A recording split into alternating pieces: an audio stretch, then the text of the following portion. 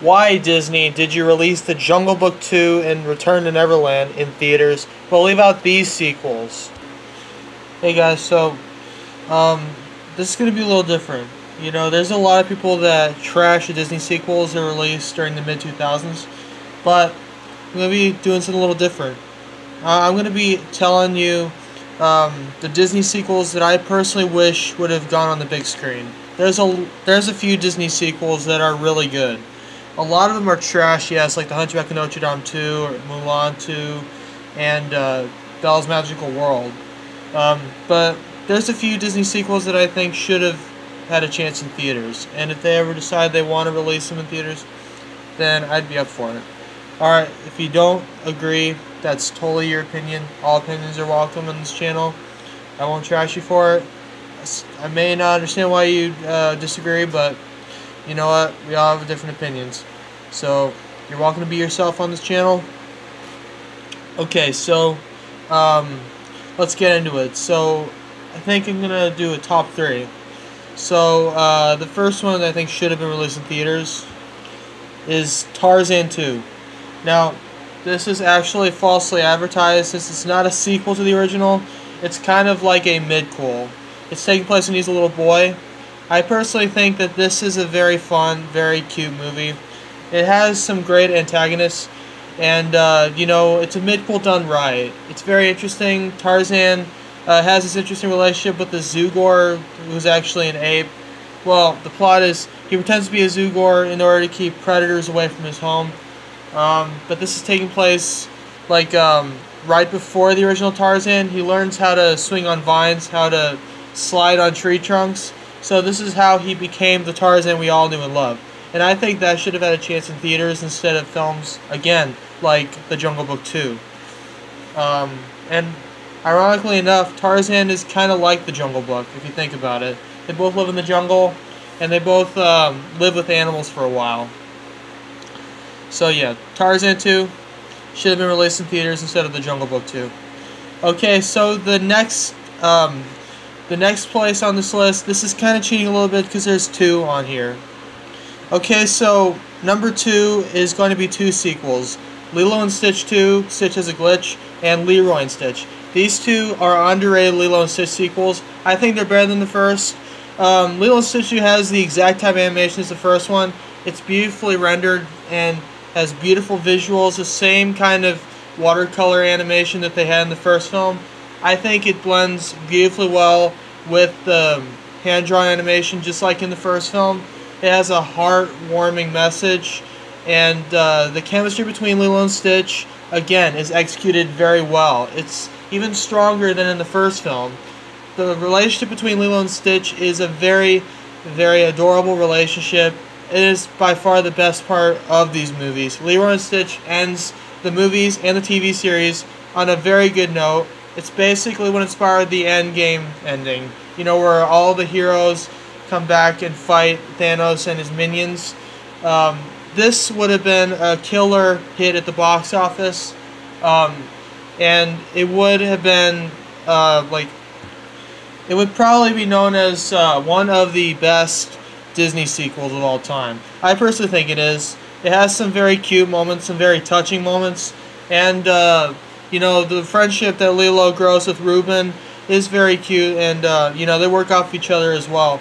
I especially love Gantu's redemption arc here. They actually make Gantu a good guy in the sequel, and you know what? That was pretty good to see. He even gets his job back as the captain. He was offered a chance to get his job as the captain back in the series, but I'm glad they finally gave him this job back, and Gantu becomes a good guy. Yes, the animation does look subpar in comparison to the first 2 Lilo and Stitch movies, which the second one is technically the third film, because Stitch movie came out right after Lilo and Stitch. But, you know what, it's still a great movie. I definitely recommend Leroy and Stitch, sorry. It's definitely a great conclusion to the TV series and to the movies, and is overall one of the most underrated Disney sequels of all time. And the number 1 Disney sequel that should have definitely gone to theaters and was snubbed unjustifiably is The Lion King 1.5. Now, a lot of you are probably preferring The Lion King 2, Simba's Pride to be on this list. Well, you know, I think The Lion King 1.5 is a much better movie overall. It has the exact same beautiful animation as the first film, and the story surprisingly is very strong. The characters are very well executed. Timon and Pumbaa are the heart of this movie.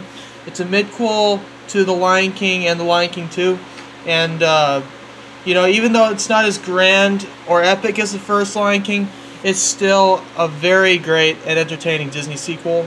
And the backgrounds, despite it being made at Disney Toon Studios, they're still gorgeous, and they look identical to the backgrounds in the first Lion King. Also, it's kind of funny how they kind of they triggered events from the first Lion King. You know, during the music number where Simba's doing "I Can't Wait to Be King," and you know, it turns out that Timon actually caused all the animals to fall on top of each other. That was really funny. That I actually believe that happened. You know, I always wondered why they all fell. You know, all of a sudden, like, it just kind of happened in the first movie, but they actually gave an explanation to that in The Lion King 1.5. I do think it's a little silly that Timon and Pumbaa were there during the wildebeest stampede, or in Scar's lair, or in the elephant graveyard.